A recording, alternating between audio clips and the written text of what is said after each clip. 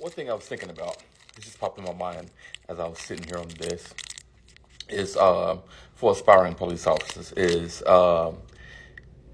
checking with your local department, well, not necessarily even your local police department, just one you've had an interest in working for, and contacting them to see if they have a ride-along policy. That's a good thing to do. Ride-along is basically you sign up, you sign some waivers and everything, and you sign up to go on a patrol tour. You can stay a whole shift, you can stay a partial shift or whatever, and they give you an opportunity to experience a real shift of a police officer right in the moment. It puts you in the front seat with the officer, give you an opportunity to see what reports look like, see interactions with the community, to see how things change second for second. Like one call maybe about, I don't know, a dog ran loose, and that very next call maybe a baby was badly injured, and the next call after that may be a citizen complaining that leaves are blowing in their yard, and you just give you an opportunity to see the emotional roller coaster that a police officer is on day to day.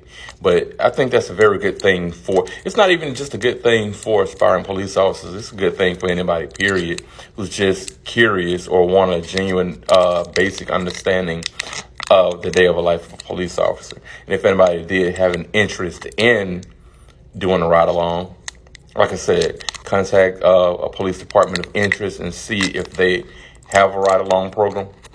A lot of them do, probably most of them do. And in my opinion, in my experience of, being a police officer, and when I did it, I think I saw the most activity on the night shift. Back when I started, we were on an 8-hour shift, working 6 a.m. to 3 p.m. Not a lot of activity going on.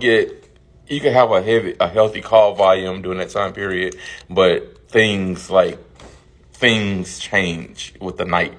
You got different groups of people that may stay out late and start to wake up later in the evening, so you just get more activity in the nighttime. So a good active experience doing a ride along, I would say check out a night shift, and just ride and just observe, take advantage of that opportunity to ask good questions and ride along, see how things are done.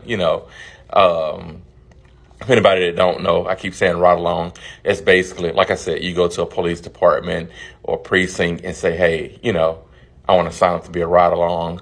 You fill out some forms, and they get an officer, and you ride in the front seat with them and see them go call for call. There'd be some confidential information. They probably can't necessarily show you the screen on certain calls that have certain, sensitive information in it, but you can get a general idea of what it's like writing a report as a police officer, the kind of questions that are asked, and like I said, just to experience how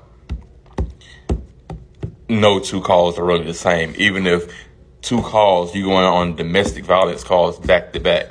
This first domestic call may be, hey, a wife or a girlfriend is beating the crap out of her boyfriend or beating the crap out of her girlfriend.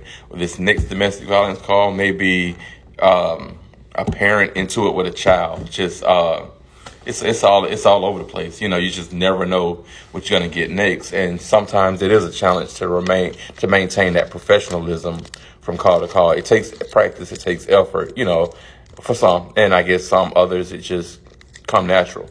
But I think that is a good thing for people to see policing at full speed versus just waking up one day and wanting to be a police officer and going into an academy with a fantasy, only living in their head what they think it's like. I would say take advantage of that opportunity to really see it firsthand.